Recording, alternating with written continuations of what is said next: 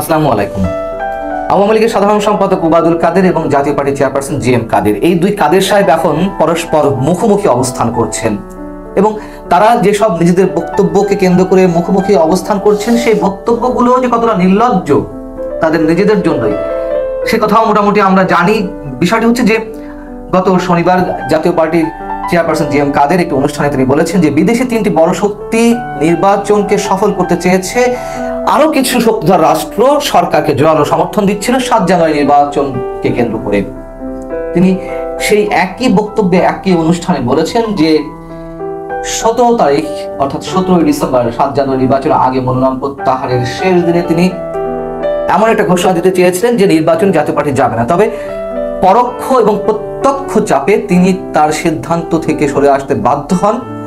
তিনি কথাও বলেছেন যে প্রত্যক্ষ চাপের কথা তিনি প্রকাশ করবেন না, তবে পরোক্ষ যে চাপটি ছিল তা হচ্ছে জি.এম. কাদের নির্বাচনে না এলেও জাতীয় পার্টি ঠিকই নির্বাচনে আসবে, অর্থাৎ যেভাবে জাতীয় পার্টিকে নির্বাচনে আনা হবে এমন একটি ভয় তাকে দেখানো হয়েছিল। যদিও এটিও কাদের পক্ষ থেকে বলা হয়েছিল, সেটিও তিনি প্রকাশ করেননি। এটা তিনি এভাবে বলে যাচ্ছেন। তার প্রত্যুত্তরে আওয়ামী লীগের সাধারণ সম্পাদক ওবায়দুল কাদের তিনি বললেন, রোববার একটি অনুষ্ঠানে সাংবাদিকদের কাছে মন্তব্য করেছেন, নির্বাচনে আওয়ামী লীগ বিদেশি শক্তির প্রভাব অনুভব করেনি, জাতীয় পার্টিকে হুমকি দিয়ে নির্বাচনে নিয়ে আসা হয়েছে, এমন মন্তব্য জি.এম. কাদের করেছেন।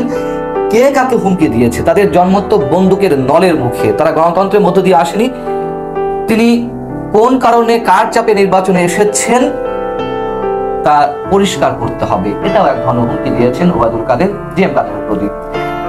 এখন আমরা নিজেরাই প্রশ্ন করতে পারি, ওবায়দুল কাদের যে মন্তব্যই করুন না কেন, যেভাবেই করেন না কেন, জি.এম. কাদের পারলে এখন তার চ্যালেঞ্জটি গ্রহণ করুন তো, দেখি কেমন পারেন। ওবায়দুল কাদের তো ওপেন বললেন যে কার চাপে তারা নির্বাচনে এসেছিল। এই যে জি.এম. কাদের, এই ব্যক্তিটিকে আমার কাছে সাবেক স্বৈরশাসক জাতীয় পার্টির সাবেক চেয়ারপারসন জেনারেল এরশাদ সাহেবের চেয়েও জঘন্যতম নির্লজ্জ মনে হয় এবং তাকে মনে হয় যে আরো বেশি স্বার্থ আত্মকেন্দ্রিক। এই ব্যক্তিটি প্রথম থেকে বলে আসছেন যে তিনি চাপের মুখে নির্বাচনে এসেছেন। কেমন ধরনের চাপ সে তো আমরা নিশ্চয়ই জানি, অনেকেরই মনে আছে। মনোনয়ন প্রত্যাহারের শেষ দিনে যখন নিশ্চিত করা হলো তার স্ত্রী শরীফা কাদেরের আসন ঢাকা থেকে, সেই আসনটি আওয়ামী লীগ কোনো প্রার্থী দিচ্ছে না, তখন তিনি শেষ মুহূর্তে সিদ্ধান্ত নিলেন নির্বাচনে যাওয়ার। তবে চাপ তো ছিলই, এ কথাও আমরা জানি। এবং সেই দিন জাতীয় পার্টির কার্যালয়ে আইন শৃঙ্খলা রক্ষাকারী বাহিনীর সদস্যদের যে তুমুল ভিড়, বড় বড় কর্মকর্তাদের সেখানে আনাগোনা, এগুলো আমরা জানি। তবে তিনি প্রত্যক্ষভাবে পরোক্ষভাবে কোনোভাবেই কারা চাপ দিচ্ছিল সেগুলো প্রকাশ করেন না। কেন করেন না? এখনো ভয়। কি জন্য ভয়? কি কারণে ভয়? এতটা নপুংসকতা কি কারণে? আবার ওবায়দুল কাদের যে কথাগুলো বললেন যে বিদেশি কোনো শক্তির প্রভাব আওয়ামী লীগ অনুভব করেনি, বিদেশি শক্তির প্রভাবে আচ্ছাদিত হয়ে যে নির্বাচনটা পার করতে পেরেছেন, সে তো ওবায়দুল কাদের সহ আওয়ামী লীগের আরো অনেক মন্ত্রী, আরো অনেক নেতা, তারা অকপটে বলেছেন যে ভারত আমাদের পাশে ছিল, ভারত না থাকলে বাংলাদেশের গণতন্ত্র বিচ্যুত হতে, কি কি সব কথাবার্তা বলেছেন। তাদের কথাবার্তার মধ্যে দিয়ে তো প্রমাণিত যে ভারত, চীন, রাশিয়া কিভাবে তাদের পাশে দাঁড়িয়েছে। এগুলো তার লোকচরে কিছু নেই। এই জন্য বলছিলাম যে তাদের বক্তব্য কতটা নির্লজ্জ, তাদের ব্যক্তিত্বে এই বক্তব্যগুলো দিতে কতটা সহজ, সেটাই আমরা বারবার টের পাচ্ছি। জি.এম. কাদের তার বক্তব্যে আরেকটি কথা বলেছেন, সেটি হচ্ছে যে দলের অস্তিত্ব টিকিয়ে রাখতে দ্বাদশ জাতীয় সংসদ নির্বাচনে অংশ নিয়েছিলাম, তৃণমূলের দাবি উপেক্ষা করেই তো নির্বাচনে আসা হয়েছিল এবং সেই নির্বাচনকে কেন্দ্র করে কি হয়েছিল সেগুলো আমরা জানি। নির্বাচনের আগে একে একে জাতীয় পার্টির প্রার্থীরা তাদের মনোনয়নপত্র প্রত্যাহার করছিলেন, নির্বাচন থেকে সরে দাঁড়াচ্ছিলেন। আর যে অদ্ভুত মন্তব্যটা করলেন সেটি হচ্ছে, আমি বুঝতে পেরেছিলাম বিএনপি আন্দোলনের সফল হবে না। উনি বুঝতে পেরেই নির্বাচনে অংশ নিয়েছেন। কতটা মেরুদণ্ডহীন হলে একটা মানুষ, কতটা ব্যক্তিত্বহীন হলে একটা দলের কান্ডারি, দলের চেয়ারপারসন, তিনি কতটা বেহায়ার মতো এই ধরনের মন্তব্য করতে পারেন। তারা নাকি প্রধান বিরোধী দল জাতীয় সংসদের, আগেও ছিল, এখনো আছে, 7-8টা আসন নাকি 10টা আসন, তাও আমাদের ভালো করে মনে নেই, মনে রাখারও কোনো প্রয়োজন নেই। এই দলটি আসলে কোন দলের পর্যায়ে পড়ে না। যাই হোক, তিনি বিএনপি আন্দোলনের আশায় তাকিয়েছিলেন। তাহলে বিরোধী দল হিসেবে জাতীয় পার্টির কি ভূমিকা ছিল? মানে সবাই সবকিছু করবে, তাদেরকে মুখে তুলে খাইয়ে দিতে হবে, আর তারা শুধু হজম করবেন, বিষয়টি এরকম। আরেকটি বিষয় আমার এই এপিসোডে উল্লেখ না করলেই নয়, যেহেতু ওবায়দুল কাদেরের বক্তব্য এই আলোচনায় এনেছি, রোববারের একটি অনুষ্ঠানে তিনি যেসব বক্তব্য ছিলেন, সেখানে তিনি অন্য একটি বিষয়ে কথা বলেছেন। তা হচ্ছে পাকিস্তানের প্রধানমন্ত্রী শেহবাজ শরীফ তিনি মন্তব্য করেছেন বাংলাদেশ প্রসঙ্গে, বাংলাদেশ যেভাবে অর্থনৈতিকভাবে এগিয়ে যাচ্ছে তাতে তিনি লজ্জিত। পাকিস্তানের পার্সপেক্টিভে তিনি বলেছেন, যেহেতু এই বাংলাদেশ একসময় পূর্ব পাকিস্তান হিসেবে সমগ্র পাকিস্তানের অংশ ছিল। এটা সত্য, এই কথা সত্য যে বাংলাদেশ অনেক অনেক দিক দিয়ে এগিয়েছে গত 50 বছরে, অনেক ক্ষেত্রে অবশ্যই পিছিয়ে আছে, কিন্তু অর্থনৈতিকভাবে যে এগিয়েছে কিংবা স্ট্রাকচার যে ডেভেলপমেন্ট হয়েছে পাকিস্তানের তুলনায় অনেক বেশি, সেই কথাটা তিনি অকপটে স্বীকার করেছেন। তিনি বলেছেন যে বাংলাদেশের দিকে তাকিয়ে আমি এখন লজ্জিত। সেই কথাটি ঠিক করে ওবায়দুল কাদের মন্তব্য করেছেন, বিএনপির উদ্দেশ্যে বলেছেন যে বিএনপি চোখে কালো চশমা দিয়ে আছে, তারা চোখে কিছু দেখতে পায় না, বাংলাদেশের উন্নয়ন তারা দেখতে না পেলেও পাকিস্তান ঠিকই দেখেছে। কেন এই ক্ষেত্রে পাকিস্তানের উদাহরণ টানতে হবে? এখন বিষয়টা পক্ষে এসেছে, তাই তো? এর আগে যে বিভিন্ন সময় বিভিন্ন ক্ষেত্রে বলা হয়েছে পাকিস্তানের সঙ্গে কোনো তুলনা চলে না, পাকিস্তানের কোনো এক্সাম্পল বাংলাদেশের ক্ষেত্রে আনা যাবে না, হুঙ্কার ছেড়েছেন অন্যান্য দলের প্রতি বা ব্যক্তি বিশেষের প্রতি।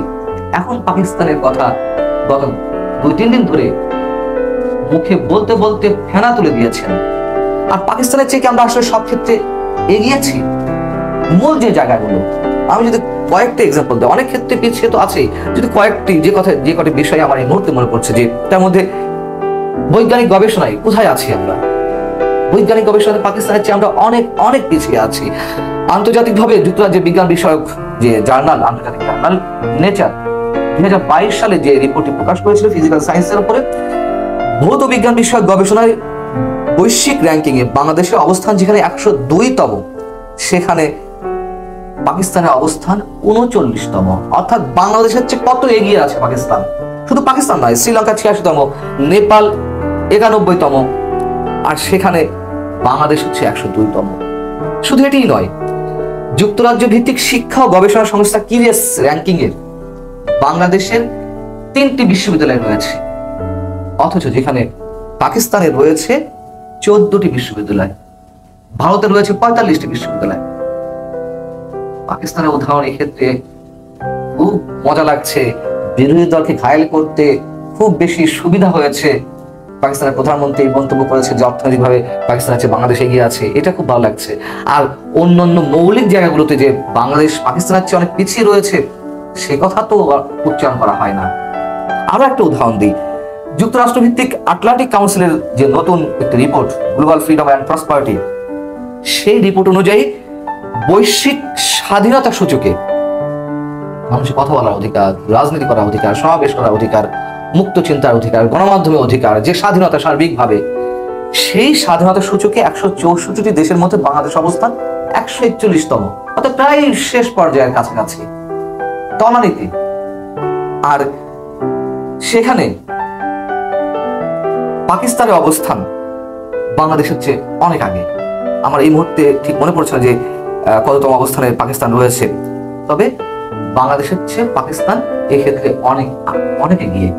আমরা যদি এক্সাম্পল হিসেবে শুধুমাত্র গত নির্বাচনের কথা উদাহরণ হিসেবে নিয়ে আসি, পাকিস্তানের নির্বাচনে যেভাবে ইমরান খান কারাগারে বন্দী থাকা অবস্থাতে তার দল এবং দলের সমর্থকরা যে আন্দোলনটি গড়ে তুলল বিতর্কিত নির্বাচনের বিরুদ্ধে, তত্ত্বাবধায়ক সরকারের যে হঠকারী বিভিন্ন সিদ্ধান্ত, তার বিরুদ্ধে যে ভয়ঙ্কর রূপটি আমাদের সামনে উপস্থাপন করেছে, সেটি কি বিরোধী দলকে করতে দেওয়ার সুযোগ দেওয়া হয়েছে এখানে? এবং তাদের যে নির্বাচনী প্রক্রিয়া যদিও বিতর্কিত, তারপরও বলছেন আমি যে শতভাগ স্বচ্ছ নির্বাচন হয়েছে, বিতর্কের মধ্য দিয়েও পাকিস্তানের নির্বাচনটি যতটা ফ্রি অ্যান্ড ফেয়ার হয়েছে, কারাগারে বন্দী থাকা অবস্থায় ইমরান খানের দল যেই